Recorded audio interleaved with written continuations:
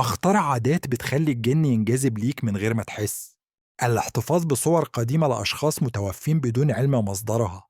يقال إنها تفتح بوابة تواصل غير مقصودة مع أرواح عالقة أو كيانات جنية. ارتداء ملابس الموتى، خاصة لو كانت من مكان مهجور أو مقبرة، قد تجذب أرواحا أو جنا تعلقوا بها. النظر المطول في المرايا وقت الفجر أو المغرب في أماكن منعزلة، يقال إنه يفتح بوابة عالم مرئي لعالم خفي. التصفير في الحمام خاصة ليلا، من المعتقدات القديمة إنه نداء للجن الساكن هناك.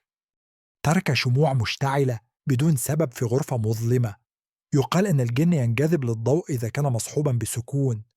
وضع تماثيل معينة أو رموز غريبة للزينة، خاصة التي ترمز لآلهة قديمة، قد تكون بوابة لطاقات جنية.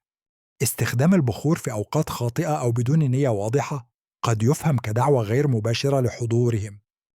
الاحتفاظ بمرآة قديمة مكسورة أو مغبرة في المنزل، بعض المعتقدات تشير إلى أن المرايا تحفظ طاقات الكيانات. الوقوف طويلا تحت الأشجار الكبيرة في المقابر ليلا، خاصة لو كانت مهجورة.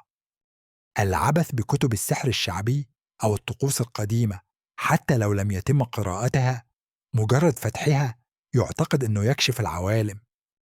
لو عجبك الفيديو متنساش تقولنا رايك في الكومنتات، وتعمل لايك واشتراك للقناة، وانتظروا منا كل جديد من مملكة الرعب.